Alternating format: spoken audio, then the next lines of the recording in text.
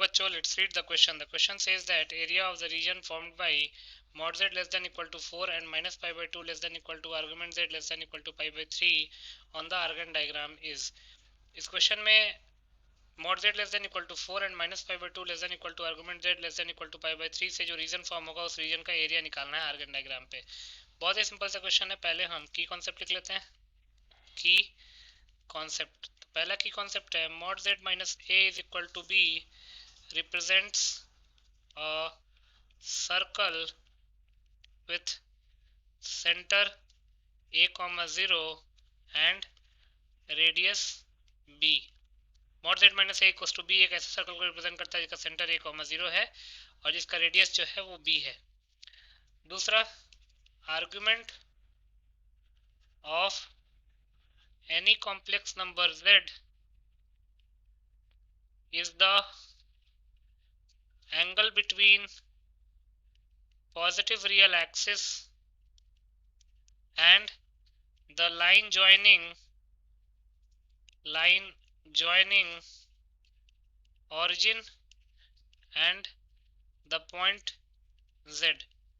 मतलब कि z और origin को मिलाने वाली जो लाइन है उसका पॉजिटिव रियल एक्सिस है, जो एंगल बनता है उसको हम आर्गुमेंट कहते हैं. तीसरा, एरिया ऑफ सर्कल का फॉर्मूला क्या होता है? Area of circle is pi r square. अब इन तीनों की कॉन्सेप्ट्स को यूज करके इस क्वेश्चन को सॉल्व कर लेते हैं.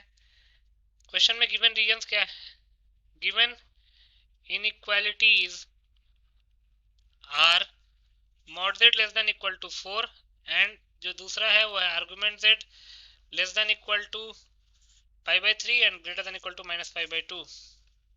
माइनस पाई बाई 2 से बड़ा और पाई बाई 3 से छोटा.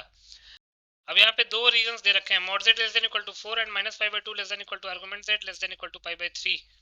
तो एक रफ डायग्राम ड्रॉ करते हैं. पहले mod z इक्वल टू 4 एक ऐसा सर्कल होगा जिसका सेंटर 0,0 होगा और रेडियस 4 होगा. तो ये एक सर्कल हो गया जिसका रेडियस 4 यूनिट्स हो गया. ये 4 यूनिट्स है और यही पॉजिटिव रियल एक्सिस है, पॉजिटिव रियल एक्सिस.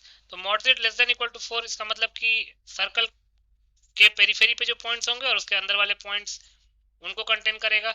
और जो दूसरा है वो है mod z, जो आर्गुमेंट z है वो माइनस पाई बाई 2 से पाई बाई 3 लाई करेगा. तो आर्गुमेंट z अगर माइनस पाई बाई 2 होगा तो ये वाला लाइन हो जाएगा, और अगर आर्गुमेंट z पाई बाई 3 होगा तो पाई बाई 3 कुछ ये वाला लाइन हो जाएगा.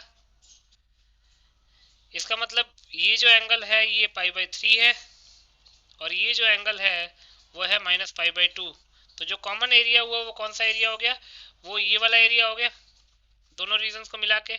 अब ये जो शेडेड रीजन है उसका एरिया कैसे निकालेंगे? तो देख सकते हैं, therefore area of shaded region will be out of 2 pi. कितना एरिया एक्वायर कर रहा है? Pi by 3 plus pi by 2, pi by 3 plus pi by 2 of pi r square.